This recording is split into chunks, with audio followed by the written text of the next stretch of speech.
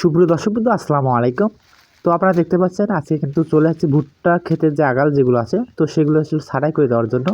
তো মূলত এই ছাঁটাইটা কিন্তু আমরা আরও দেরিতে দিতাম, তো এটা একটু আমরা তাড়াতাড়ি দেওয়ার চেষ্টা করতেছি।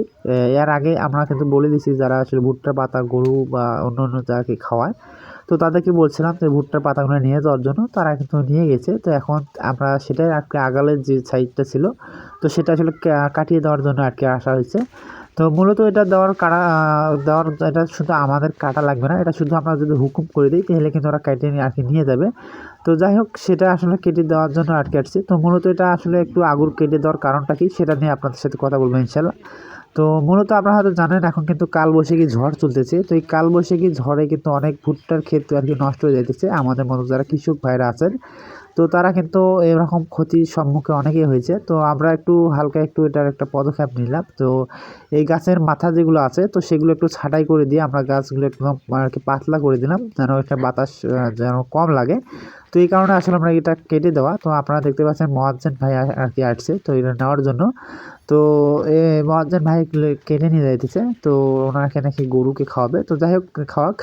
তো মূলত আমাদের এই ভুট্টা যেটা সেটা দেখতে পাচ্ছেন, ভুট্টাটা কিন্তু সুন্দর আর কি ভুট্টা সুন্দর হয়েছে। তো ভুট্টার গাছগুলো যে যেমন লম্বা হয়েছে, তো তেমনই কিন্তু ভুট্টাগুলো লম্বা হয়েছে। তো আপনারা দেখতেই পাচ্ছেন স্ক্রিনে।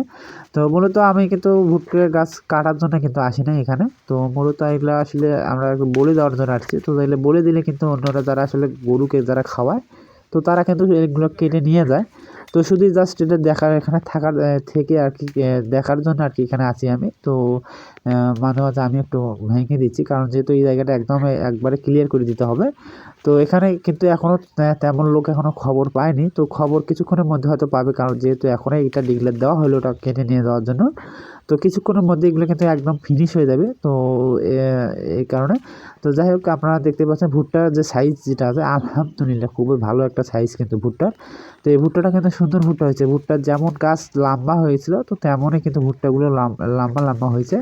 তো এই গাছগুলো কিন্তু একটু লম্বা হওয়ার কারণে কিন্তু এই গাছগুলো বেশিরভাগ গড্ডে যায়। তো এই কারণে আসলে বিশেষ করে আমাদের গাছগুলো কেটে দেওয়া। কারণ এই বার্ষার সময় যদি আমরা ভুট্টাগুলো বাড়িতে উঠাই নিয়ে যাই, তো আমাদের কিন্তু চরম বিপদের মধ্যে পড়তে হবে। তো এই কারণে আমরা গাছের রাখার জন্য যেন দীর্ঘদিন ধরে রাখা যায়, যদি এখানে গাছে যদি থাকে, তো আরও যদি অনেক বেশ কয়েকদিন যদি রাখা যায় এখানে, তো কোনো সমস্যা হবে না। কিন্তু এই গাছ থেকে যদি আমরা বাড়িতে নিয়ে যাই, বাড়িতে নিয়ে গেলেই কিন্তু মহাবিপদে পড়তে হবে। তো আসলে ভুট্টা যতদিন পর্যন্ত রোদ ওঠে নাই, কারণ যেহেতু আবহাওয়া একদমই খারাপ, তো আবহাওয়া যতদিন পর্যন্ত পরিবর্তন হয়নি, তো ততদিন পর্যন্ত কিন্তু আমাদের ভুট্টাগুলো ওঠানোর কোনো কথা মুখেই নেওয়া যাবে না। কারণ এগুলো এমনি রোদ ছাড়া কিন্তু নিয়ে গেলে আমাদের না পারবো বিক্রি করতে, না পারবো আমরা এটা ভাঙিয়ে নিতে। তো এই কারণে আমরা এখানে গাছেতে রাখবো, তখন গাছগুলো যেন গড়ে না যায়।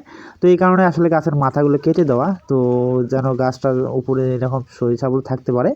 তো মূলত এটার জন্য কিন্তু কেটে দেওয়া এখানে হচ্ছে। তো এই গাছ এখানে যদি আমরা আরও যদি চাই যে 10 দিন বা 15 দিন যদি আমরা রাখবো, তো এটা কিন্তু সম্ভব। তো আর আমরা যদি এটা যদি বাড়িতে যদি, যেহেতু আমাদের এগুলো কিন্তু কলা একদম আর কি বাড়িতে নিয়ে যাওয়ার মতো হয়ে গেছে বা তোলার কিন্তু উপযোগী হয়ে গেছে।